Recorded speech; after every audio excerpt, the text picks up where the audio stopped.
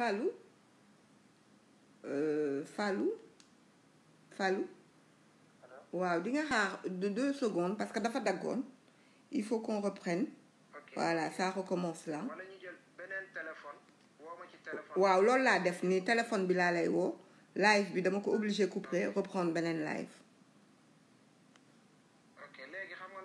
léegi non yow c'est bon xaaral tuuti rek nit ñi dugg ma jox la kii bi je mets le truc sur le voilà. Voilà Fallou tu peux un peu allô.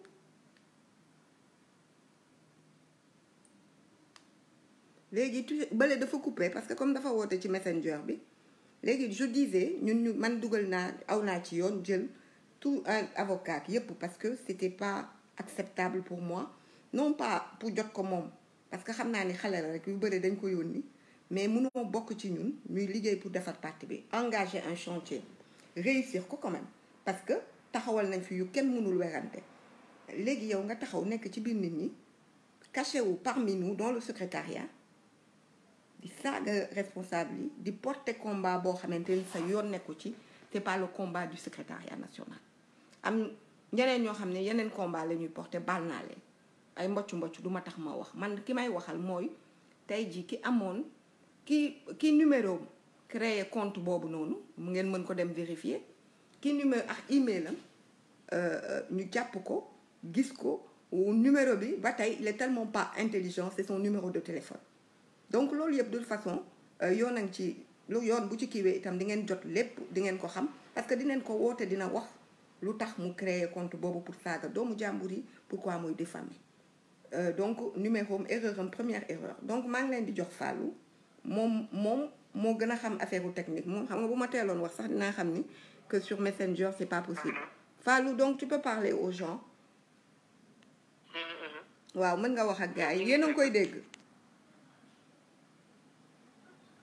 yéen a ngi koy dégg dañu doon def suñu intervention far mu coupé léegi ñun fi ñu vous l'entendez ñu commencé waat yéen a ngi koy dégg faites-moi signe merci Awa waaye Awa man ñee xanaa xamuñu dara la ñu xam nga quand tu es avec la vérité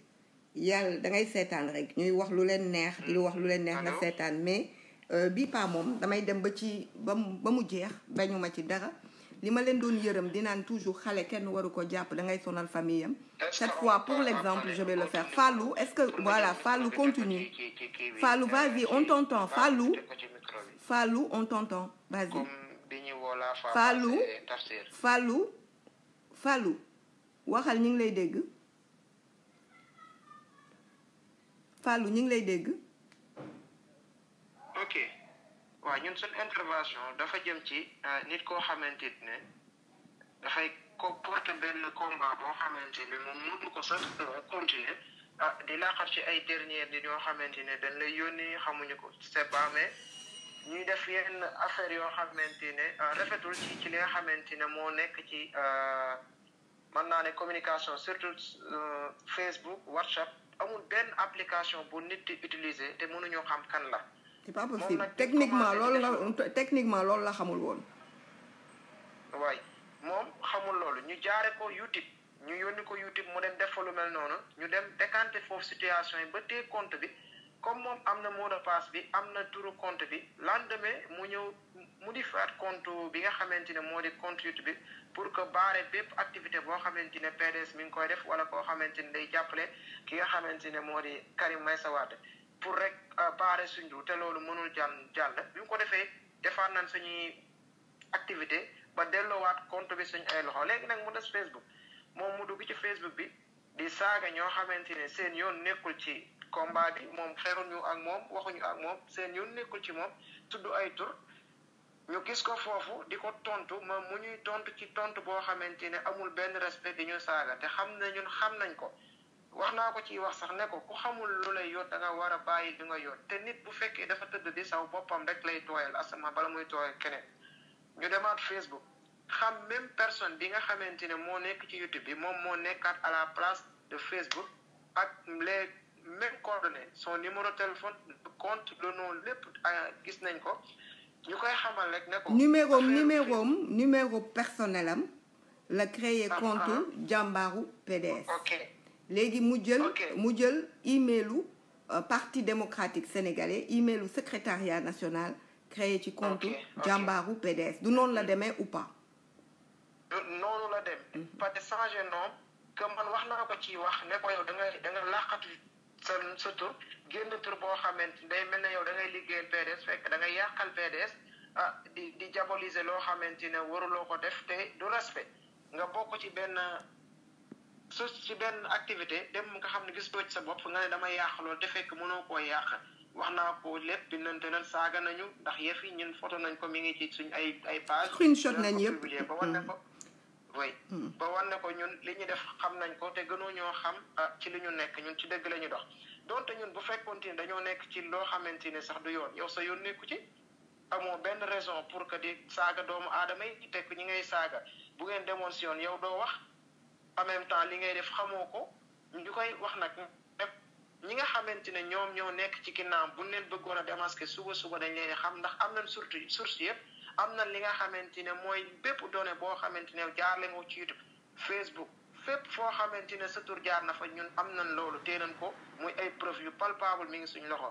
ñu lay invité nag ci lenn que ñi nga xamante ne ñoom ñoo lay yónni xamal leen ne leen kat li ma doon sant mënuma ko combat bi mënuma ko non du foofu Fallou loolu moom man maa koy lijjanti amul yónni amul dara man lii dina dem dama bëgg ni que ëllëg buñ ko jàppee bu ma kenn ñaan ñu yekk bu kenn ne Nafi dafa soxor bu kenn ne Nafi moo tëj xale bi waaw bu ko kenn wax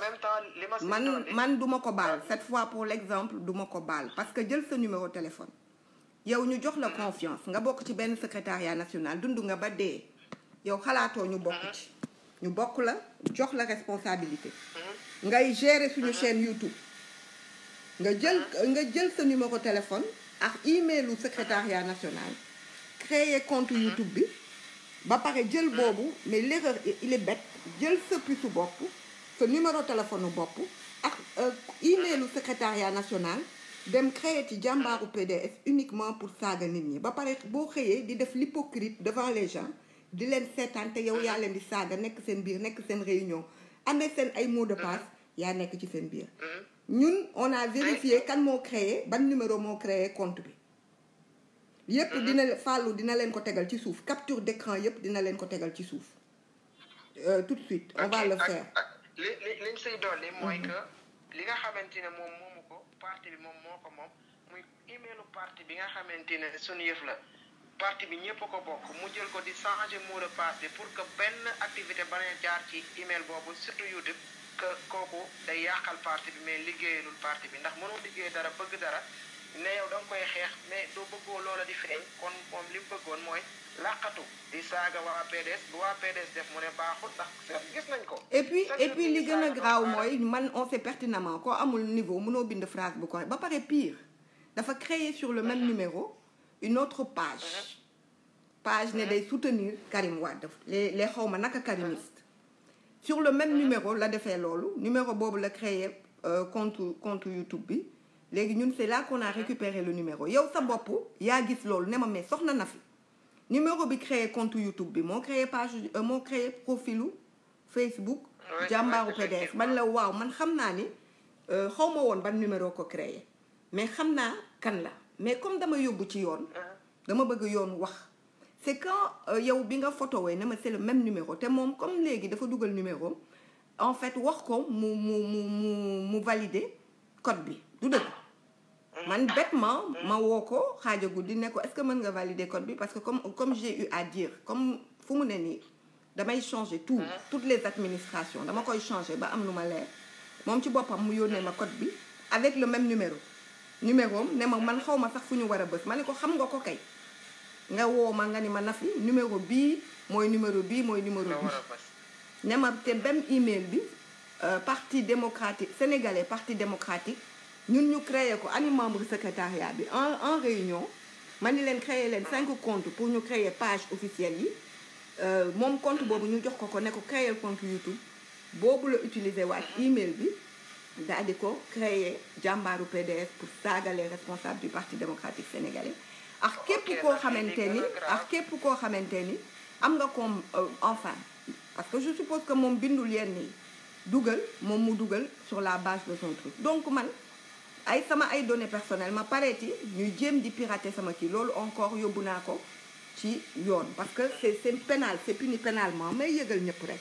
ni looloo fi xew te boobu ba léegi dama noppi woon parce que je voulais laisser non seulement yoon def liggéeyam mais ça s'empire il faut que ça s'arrête foog nit ñi comprendre parce que nit ñi dañuy harceler lu xew également ñu nekk di liggéey ak man également taxaw ne na fi foog nga wax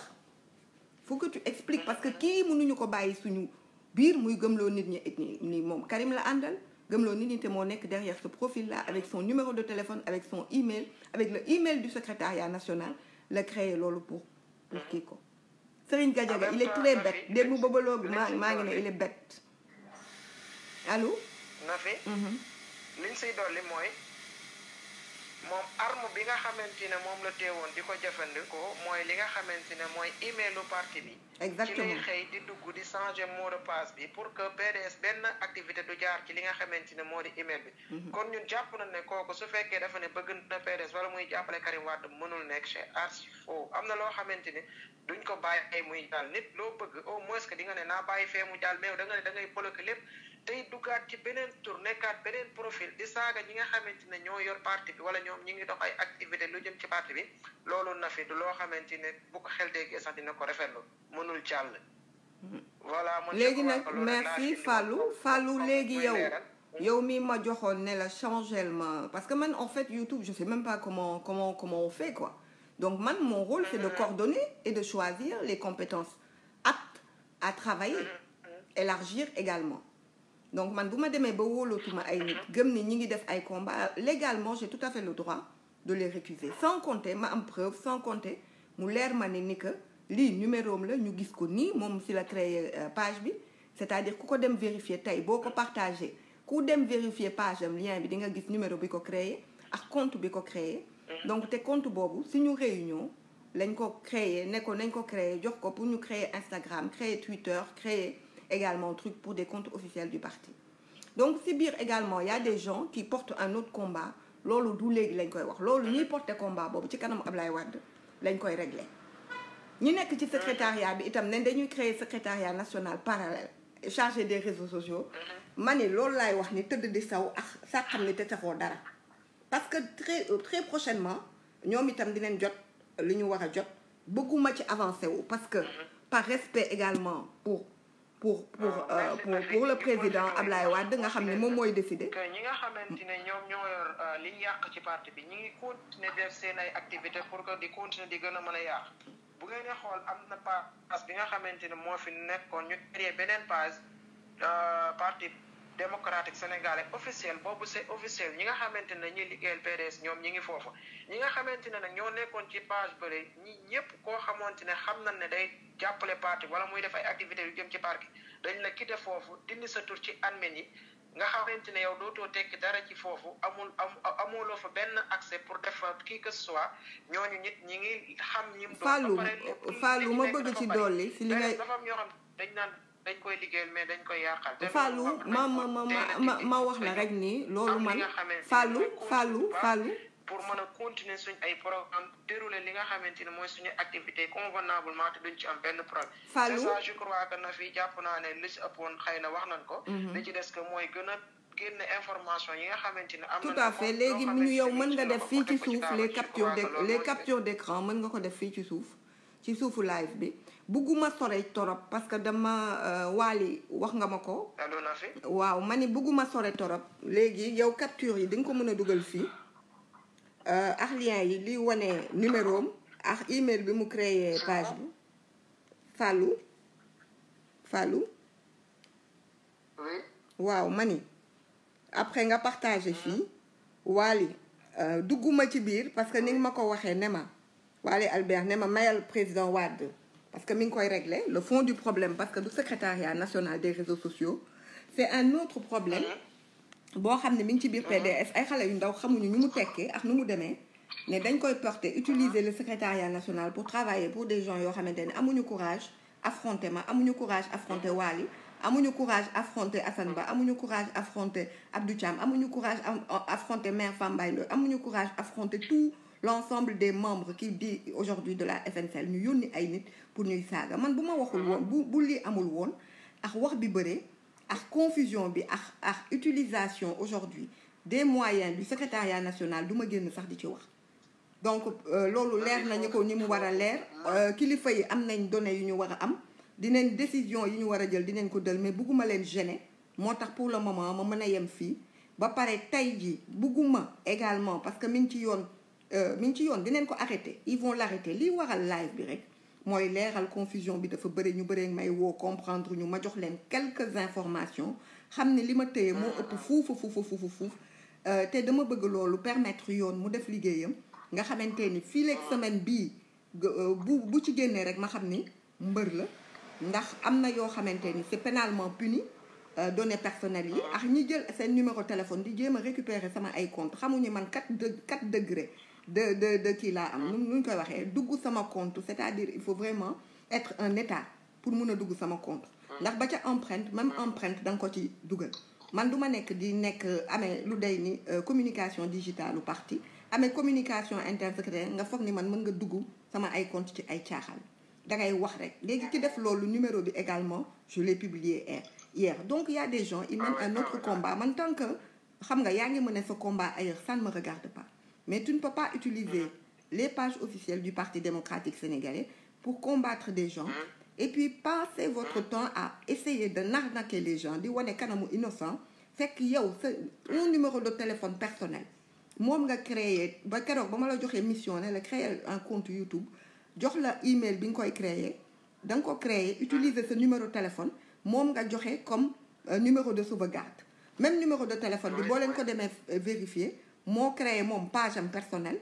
sa page personnelle même numéro bi moo créé jàmbaaru PDS mi nekk di saaga tous les membres boo xëyee suba jël membre PDS yi di photo wook ñoom di leen taf ci internet bi ak di yërëm tëlu suba bu ma ko jàppale bu ma kenn ñaan njekk ndax duma ko bàyyi ndax man duma nangu te loolu moo tax parce que tey bugguma police également tooñ seen liggéey bugguma tooñ également yoonu Sénégal moo tax xëy na duma dugg jusqu'au fond des choses dama leen di wax bu yenu maanaam ku ko dégg xam ko te preuve itam kenn mënu ko dindi mooy tey ji numéro bi créé les comptes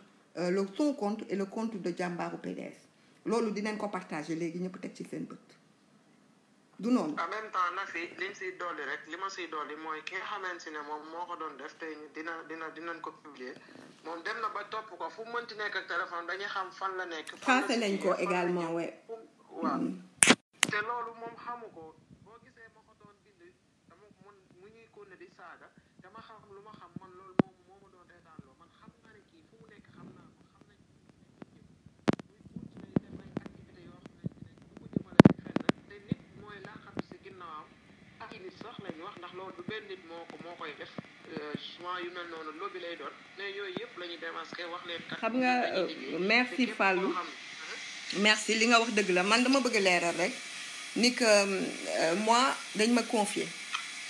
ma proposer ay nit pour ñu liggéey bu ñu demee ba ci biir ñu am suñu biir ay tëb c'est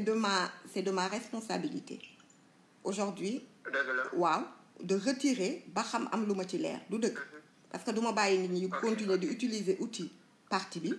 pour mener des combats qui ne regardent pas le secrétariat national qui ne regardent pas la communication du parti n'est-ce pas bu ma demee également ba xam ne nit ki suñu biir la nekk di wane kanam di c'est-à-dire tu aurais jamais imaginé toog na fii sama kër gi lu nekk mosoo imaginer am nag ñoo xam ne peut-être que ils ont d'autres combats à mener ñu ànd ne dañu loolu mun ta nekk il peut pas y avoir il se trompe parce que ñoom bu ñu fogee ni ñoom li ñuy lobby di woo nit ñi di def fii ci réseaux sociaux yi mën na dem moi j'ai de la responsabilité ki jiite parti bi dafa am responsabilité ki ñu ne moom la ñuy xeexal dafa am responsabilité te tey informatique mënoo ko nëbb ñooñu dañu am ñoom non seulement seen informaticien mais ñoom xam nañ li ci xew am nañ toutes les données parce que hormis man li tax génnewuma ko woon boobu ba léegi lu tax waxuma woon boobu ba léegi parce que dama bëggoon ñooñu les responsables ñu jiite utiliser seen propre outil pour dem xool ndax numéro boobu wala li am ñan ñoo nekk ci ginnaaw ñooñu itam def nañ seen tracé nañ xam nañ donc fi mënuñu fi nax kenn donc Wally ni ma ko waxee du ma dugg ci détail du ma dugg ci détail yëpp pour par respect au frère secrétaire général national bu saisir il est saisi de l'ensemble de ces dossiers muy dossier problème bi ñu bëgg porter indi ko ci secrétariat national mais également le problème du secrétariat national. Karim Wade mi chargé des stratégies et des trucs moom itam il a les informations qu'il faut amul dara loo xamante ni wax nañ ko ci bakkan man je suis tombée des nues le dimanche quand j'ai su qui c'était mais dama noppi jël sama ay responsabilités arrêté yenn yi noppi jàpp waxaguma dara bàyyi ñële itam def seen enquête yoon def seen enquête également. Donc buñ ko jàppee itam bu ma kenn ñëw ak di wax ay communication du tax du dindi les faits ay sos du dindi les faits am na wax yoo xamante ni même moom du ko bind dañ ko koy binduloo parce que déggul loolu donc dégg ko loolu yow itam mais pour la première fois cybercriminalité doit être utilisée musuma ko def bàyyi naa fi ñëpp saaga bàyyi naa fi ñëpp wax parce que je m'en fiche complètement mais nag bu ñu muggee utiliser aujourd'hui nekk suñu biir pour di saaga nit ñi mu mel ni ñun la man biñ ma njëkkee saisir j'ai été choquée mel ni ñun ñoo nekk wala dafa am loo xamante ni ñun mën nañ utiliser tey un secrétariat boo xam ni parti bi lay liggéeyal lii ñu parti bi lay liggéeyal te sama baat benn la mës a doon tey ji képp ku ñu bokk PDS ngeen gis ni wala kuy karimiste ngeen gis ni mi ngi liggéey il faut le vulgariser wane leen ko kii la foo leen gis également ñu saaga kenn ku mu nekk PDS ñu ngi may lire ay xale parce que suñu bokkee demee ba nekk 25 membres 21 yi génn 4 yooyu des donc xëy na sax si biir 4 yooyu am nañu xamul nu mu demee mais nag loolu dinañ ko gën a leeral communication du dindi les faits yoon dina continuer peut-être def li muy def parce que cybercriminalité ak données personnelles u nit ak di jël ay téléphone pour jéem a pirater compte nit loolu c'est pénalement puni donc loolu beneen débat la te dinaa ñëwaat fii ni ma commencé débat bi leeral mais tey il fallait que je sorte pour expliquer parce que yéen ñëpp yéen a ma teg pression depuis 10 jours ne ma yaa ngi noppi depuis une semaine yaa ngi noppi depuis quelques jours yaa ngi noppi di bàyyi leen ñuy wax di def des trucs te ñun il est temps que nga leeral parce que dañu wax a nit moo tax ma génn tàmmuma di wax sax si lu jëm ci PDS mais comme ci réseaux sociaux yi la comme ci kii bi la concerné foog ma leeral nit ñi pour ñu mun a comprendre ce qui se passe réellement pour ñu éviter également ñu leen di manipuler pour ñu éviter également ñuy di dugg ci loo xamante ni comprendre uñ ko duñ seen combat te li ma bëgg a wax c'est-à-dire 1/1000 li ñu amee waxuñu ko mais on fait ce live juste pour prévenir mënoo jël sa numéro di ko joxe xaw ma danga ko joxe xaw ma yaa ko créé mais en tout état de cause c'est ton numéro de téléphone donc qui a créé ce compte-là qui passe son temps à insulter les membres du PDS le jour nga ànd ak kooku le soir ngay jël di poster di photo ak les membres du PDS loolu man ma responsabilité aujourd'hui mooy ma responsabilité politique ma responsabilité en tant que secrétaire national c'est de venir éclairer la lanterne des gens pour que bu ñu dugg ci combat boobu enfin bu ñu comprendre le combat boobu bu ñu nangu nit ki ñëw di leen manipuler ci loolu kiy def loolu itam di jaay innocent di jaay kanamu lewetal bu mu leen nax parce que c'est son numéro de téléphone qui a créé te man kese awma do information boobu man kese def fu obteniruma ko ku dem léegi ci page am dem vérifier ko dina xool li ñu wax mu xool gis ni numéro téléphone boobu moo créé tey page boobu numéro adresse email u secrétariat bi sénégalais parti démocratique parti c'est ça non @gmail.com moo créé également chaîne YouTube bi moo créé également page boobu je pense que leer na su leerul rek wala nit am question waaw si j'ai quelqu'un a des questions mu wax ñu ko léegi Fallou tu pourras partager l'essentiel des informations ak fii nii nit ñi gis ko xam ne fay la léegi nag quant au reste yoon dina def liggéeyam leneen li nag loo xam ne c'est le volet politique et des combats je pense que d'ici 48 heures ki war a décider kuy suñu kilifa ñun ñëpp jot na information yu mu war a jot dina def li mu war a def te bañ ko gêner moo tax dugguma vraiment ba ci biir waxuma yenn yi ba ci biir parce que bugguma gêner également liggéeyu jiitu sama kilifa ci lu mu war a liggéey ci lu mu war a décider man xawma ko ci beneen problème boo xam ne moo indi peut-être combat bi ci ñu porter combat boobu sur les réseaux sociaux donc moom loolu beneen wax la man nag duma gën a dugg en profondeur parce que également ni ma wax rek ni day am kilifa te ñu bëree nee nañ ma boobu problème comme saisiru nañ ci dafa am foo mën a yem donc éclairage yi c'était simplement pour que les gens ñu bañ leen duper et ñu xam ne c'est pas le secrétariat national des réseaux sociaux du ñun ñoo nekk di yónnee wala di saaga ñun bañ ko yëgee Assane Ba moo ñu njëkk saisir dañu jël tout de suite des décisions fermes pour que kooku ñu génne ko ci groupe bi saa yu ñu ko génnee ñu dugalaat ko ainsi de suite ñun suñu c'est pas nous et on a pu heureusement avoir toutes les données et on a pu le bloquer seppi ko ba mu set récupérer le compte YouTube donc li si des nag page am la jàmbaaru PDS mi ngi nag ak page normale am nit ñi mën nañ ko dem vérifier xool et puis voilà je sais pas s'il y a des questions ñu tontu ci en Fallou yow nag yaa xam moom damay comprendre xam rek nu mu demee expliquer ko wax ni le secrétariat national des réseaux sociaux tey jii se désolidarise complètement de certains actes posés à l'encontre des membres du Parti démocratique sénégalais pour des combats qui ne les regardent pas, pour des combats que le secrétariat national ne peut pas porter. Aucun membre de ce secrétariat national ne portera un combat dans ce secrétariat tant que moi je serai à la tête. Ku am sa combat na nga ko xeexi feneen na nga ko porter ji feneen ma bëgg wax également les lâches ñi yónni xale boobu muy def loolu ni que boo leen buggee affronter affronter leen ko man du ma daw combat venez m'affronter face à face ndax man combat bu may mën a dama lay affronter ñëpp di ma gis mu leer si vous avez des combats arrêtez d'utiliser ces gosses là qui demain vont payer quand ils vont se retrouver en prison yéen ngeen daw seen responsabilité jël doomu jàmbur loolu leen dul defloo seen doom dugal ko ci ay yoo xamante ni donc loolu bii pas moom je pense que je ne vais pas lâcher l'affaire il faut que cybercriminalité ñu xam ni tey jii c'est pénalement puni du dëgg. voilà Nafi après ñun dinañ partager le minimum di war suñuy armes. xam ñun fi ñu jëm ak ñun pour que askan wi ñuy seetaat xam ne ñun liñ leen wax am na fuñ ko teg amul luñ si inventé amul luñ si créé te ku fa dem vérifier di fa fekk nga xamante ne moom lañ war a partage je crois que dafi comme nit ñi ñi ngi boobalee waaw ñu ngi toog ñu xool luñ def ba mën a gën a mën a waxtaan ak suñ biir li nga xamante ni mooy surtout lépp loo xamante ne ñoom def nañ ko tee nañ ko xam nañ ko ndax ñun tee nañ ko xam nga souvent que ni day def dara nga wax dara mu dem supprimer wala mu dem changer mot de passe xamuñu ni kii day laisser des traces l'internet xamuñu loolu internet c'est la plus grande archive du monde. ok donc merci Fallou merci pour le travail que tu as eu à faire merci également à toutes les autres personnes yoo xamante ni bëgguñu fay parce que ñu ngi liggéey ci yenn structure état merci également à ñëpp ñu jug pour xool parce que moi j'aurais pas pu faire le lien tout de suite techniquement parce que bàyyiwuma ci woon xel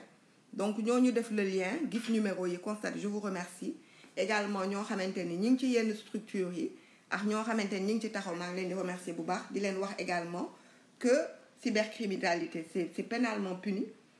donc ñi ngi koy topp ñi ngi topp affaire bi ak ñuy woote di jéem a pirater tous les numéros de téléphone et cetera lépp dugg na plainte beeg yépp donc xanaa man bu boobaa kenn du wax ni Nafi moo ko créé wala dara ndax quand même foog naa ni suñu ay enquêteurs ak suñu kii am nañ assez d'outils pour wax kan la qui a fait quoi qui a parlé qui a envoyé de la diffamation qui a envoyé les insultes qui a et cetera ñoom dinañ ko wax à ce moment là également loolu dinaa ñëwaat fii te du génn ci semaine bi incha allah leeral ñëpp maa ngi leen di nuyu di leen ziar je pense que amul beneen question on va mettre donc les captures en bas et je dis encore une fois que le secrétariat national des réseaux sociaux art de la communication interne en aucun cas ne peut être solidaire des gens qui insultent les responsables du Parti démocratique sénégalais du ñun du te ki ko def dafa bokkoon ci ñun xam nañ kan la jàpp nañ ko et aujourd'hui on va publier les captures te ku bëgg dem vérifier jàmbaaru PDS demal vérifier yan email ñoo créé compte bi ak yan numéro ñoo créé compte bi ngeen xool ni ñuy wax ndax am na wala amul du noonu li si des nag je reviendrai plus en détail mooy ñeneen ñi mbocc yi ci topp xamuñu li xew ñooñu ñoom